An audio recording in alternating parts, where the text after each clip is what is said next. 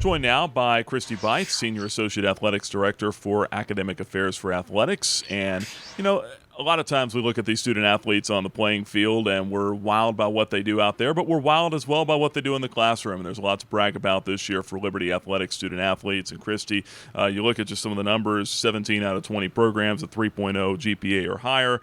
We had 34 student athletes with a perfect 4.0. There's a lot to crow about this year, isn't it? We're super excited by all the achievements our student athletes have, but especially what they're doing in the classroom. They're doing such an amazing job. Each year since I've been here, we've raised the cumulative GPA for our student athletes. This year we're at a 3.14 cumulative GPA. So it's not just about winning championships on the field of competition, but it's about winning in the classroom. What do you guys do specifically to address the needs of student athletes here?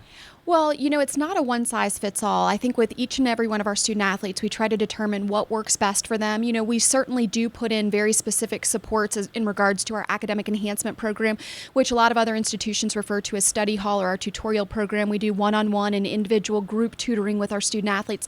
But we really try to get involved and put together monthly color-coded calendars, weekly action plans, really keep a close eye on their blackboard and really what the requirements are for all of their classes, and then try to meet student athletes, really where they are, and then try to help them to build on their academics, build on their strengths, and also help them to grow in areas where they might be weak. You mentioned the calendar there for the student athlete and just keeping an eye on their routines. How important is that as far as, just getting them on a set schedule every week? Well, I think it's very important for our student athletes. They really have two full-time jobs, one being a student and the other being an athlete. So with that being said, we want to make sure that we take every bit of time and we understand that they have to juggle practice, competition, that they have classes, academic enhancement, rehab. So we put together those schedules for them so that everything is very specific. They understand long-term assignments, short-term assignments. We try to break things into small chunks of information so that they don't feel overwhelmed.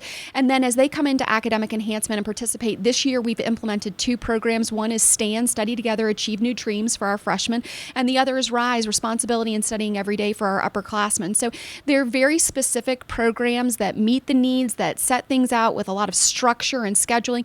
But at the same time, we don't want to enable our student athletes. We want them to get out there and stand on their own 2 feet and advocate for themselves. So it's really trying to find that fine balance. But when you use the color-coded calendars and you use the weekly to-do lists and action plans, it really makes things, it spells it out for them. It makes it easier, and it's not so overwhelming.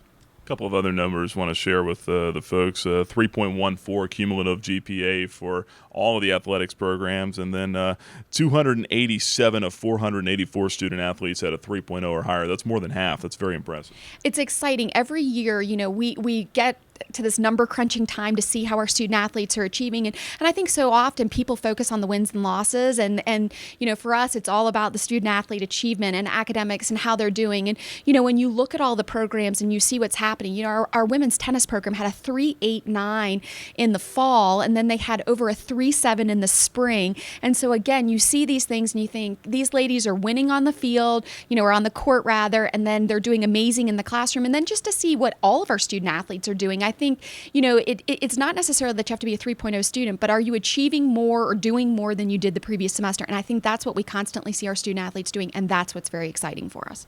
Kristie, last thing before we let you go, what's the most rewarding part of what you do?